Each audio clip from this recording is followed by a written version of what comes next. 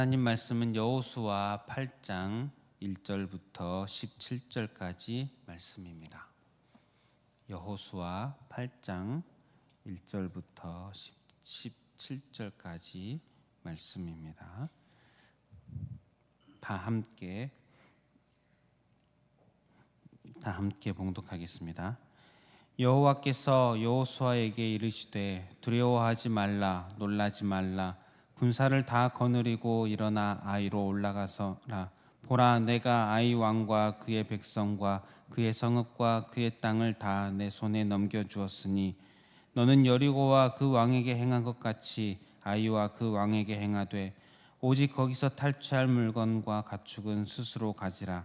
너는 아이 성 뒤에 복병을 둘지니라 하시니 이에 여호수아가 일어나서 군사와 함께 아이로 올라가려 하여 용사 3만 명을 뽑아 밤에 보내며 그들에게 명령하여 이르되 너희는 성읍 뒤로 가서 성읍을 향하여 매복하되 그 성읍에서 너무 멀리하지 말고 다 스스로 준비하라.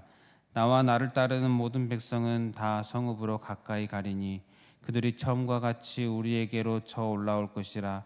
그리할 때에 우리가 그들 앞에서 도망하면 그들이 나와서 우리를 추격하며 이르기를 그들이 처음과 같이 우리 앞에서 도망한다 하고 우리의 유인을 받아 그 성읍에서 멀리 떠날 것이라. 우리가 그들 앞에서 도망하거든 너희는 매복한 곳에서 일어나 그 성읍을 점령하라. 너희 하나님 여호와께서 그 성읍을 너희 손에 주시리라. 너희가 그 성읍을 취하거든 그것을 불살라 여호와의 말씀대로 행하라. 보라, 내가 너희에게 명령하였느니라 하고 그들을 보내매 그들이 매복할 곳으로 가서 아이 서쪽 베델과 아이 사이에 매복하였고 여호수아는 그 밤에 백성 가운데에서 잤더라. 여호수아가 아침에 일찍 일어나 백성을 점호하고 이스라엘 장로들과 더불어 백성에 앞서 아이로 올라가매 그와 함께한 군사가 다 올라가서 그 성읍 앞에 가까이 이르러 아이 북쪽에 진치니 그와 아이 사이에는 한 골짜기가 있더라. 그가 약 5천 명을 택하여 성읍 서쪽 베델과 아이 사이에 매복시키니 이와 같이 성읍 북쪽에는 온 군대가 있고 성읍 서쪽에는 복병이 있었더라. 여호수아가 그 밤에 골짜기 가운데로 들어가니 아이 왕이 이를 보고 그 성읍 백성과 함께 일찍이 일어나 급히 나가 아라바 앞에 이르러 정한 때에 이스라엘과 싸우려 하나 성읍 뒤에 복병이 있는 줄은 알지 못하였더라. 여호수아와 온 이스라엘이 그들 앞에서 거짓으로 패는 척하여 광야길로 도망하매 그 성읍에 있는 모든 백성이 그들을 추격하려고 모여 여호수아를 추격하며 위인함을 받아 아이 성읍을 멀리 떠나니 아이와 베델에 이스라엘을 따라가지 아니한 자가 하나도 없으며 성문을 열어놓고 이스라엘을 추격하였더라. 아멘.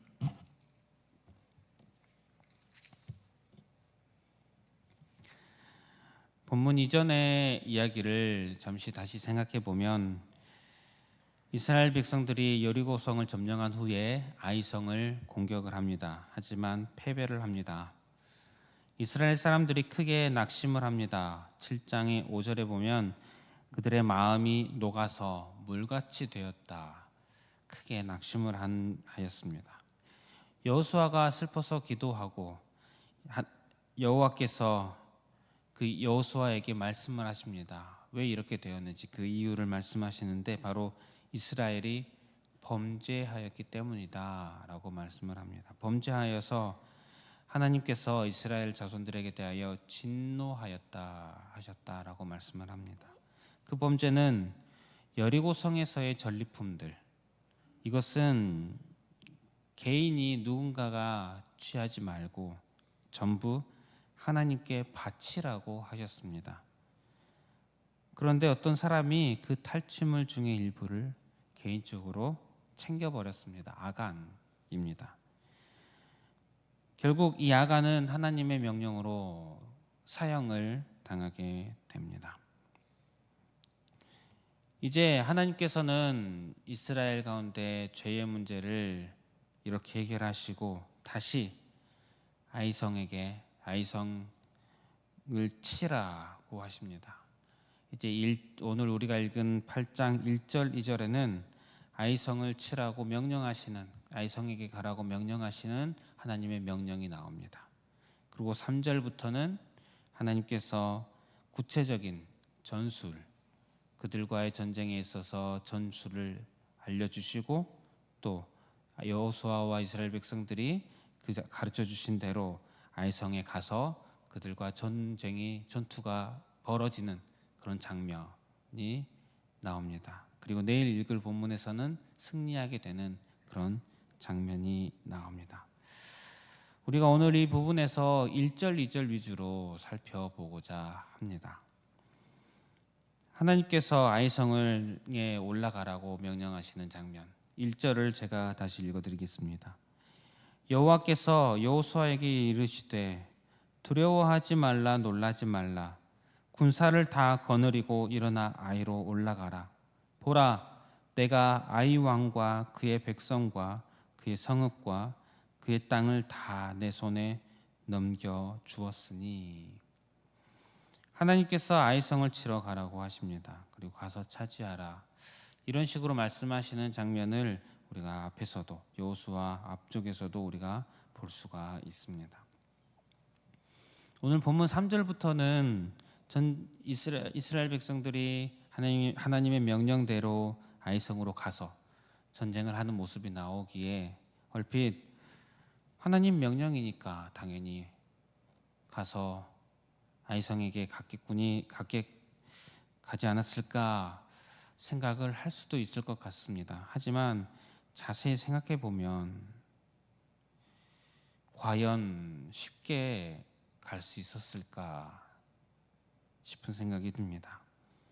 바로 얼마 전에 이 아이성에 올라가서 처참하게 패배했습니다.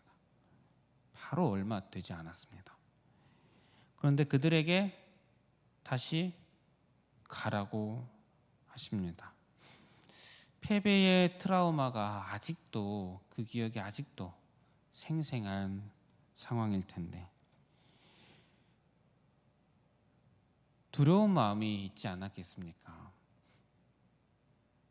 고민스러운 인간적으로 고민되는 마음들, 복잡한 마음, 복잡한 생각들 있지 않았겠습니까? 그런데 하나님께서는 아이성에 가라고 하십니다. 그리고 그렇게 말씀하시면서 두려워하지 말라, 놀라지 말라.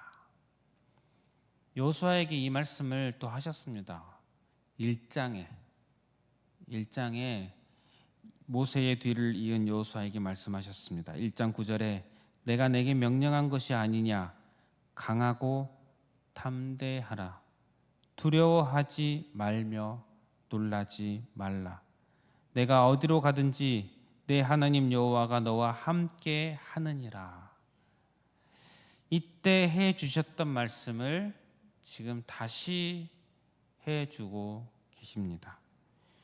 요단강을 이 말씀을 주시고 하나님께서 요단강을 건너게 하셨고 여리고성을 차지하게 하셨습니다. 하나님께서 함께 하셔서 두려워할 필요가 없고 놀랄 필요가 없고 강하고 담대할 이유가 됨을 직접 경험하였습니다. 그 여호수아에게 다시 얘기해 주십니다. 이 말씀은 단지 여호수아에게뿐만 아니라 이스라엘 백성 모두에게 해주시는 말씀입니다. 다시 해주십니다. 그대로 그 하나님, 요단을 건너게 하신 하나님, 여리고성을 무너뜨리게 하신 하나님, 그대로 여전히 함께 하신다는 것입니다.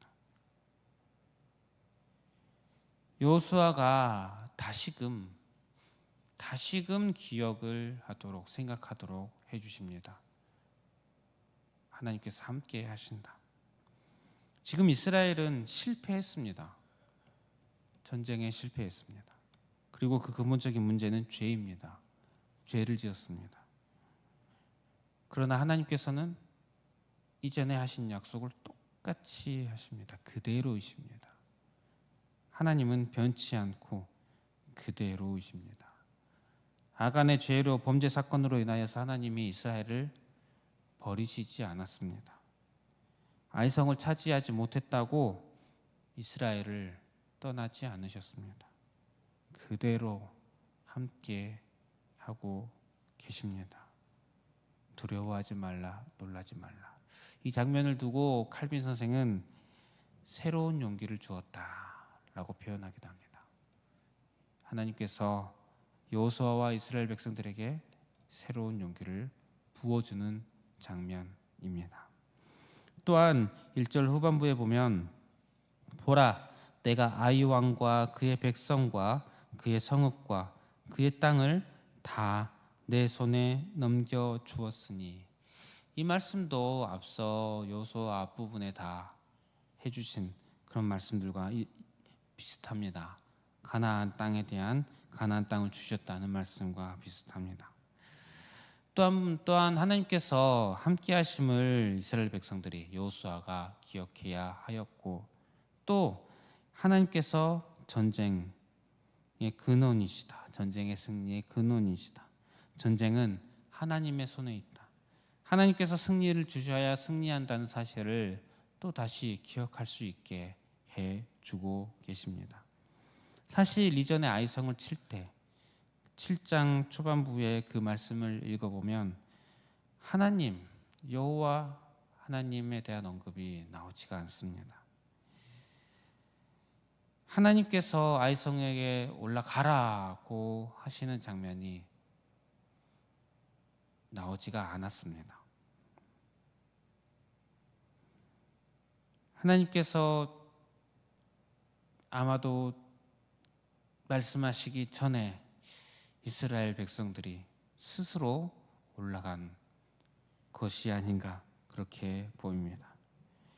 그런데 이제 오늘 이 본문에서는 하나님께서 이스라엘 백성들에게, 어쩌면 두려워서 주저하고 있을 이스라엘 백성들에게 올라가라 하고 계십니다. 하나님께서 명령하고 계십니다. 그리고 우리가 잘 알다시피 이번에 올라갔을 때에는 승리를 하게 됩니다. 여호수아와 이스라엘 백성들이 잠시 잊어버린 것 같은 그런 사실, 전쟁은 하나님께 속한 것이다. 그들의 힘으로 여리고성을 차지한 것이 아니지 않습니까? 그들이 한 것은 없습니다. 그저 순종한 것밖에 없습니다. 하나님께서 다 해주셨다는 사실을 다시 기억하게끔 해주고 계십니다. 성도 여러분, 우리의 삶에 있어서 어떻습니까?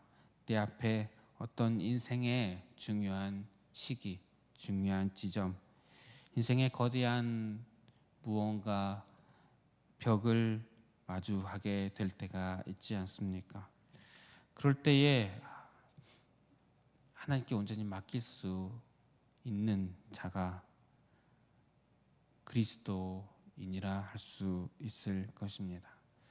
그리고 하나님께서는 그것을 원하신다는 사실을 우리가 다시 한번 기억하였으면 좋겠습니다.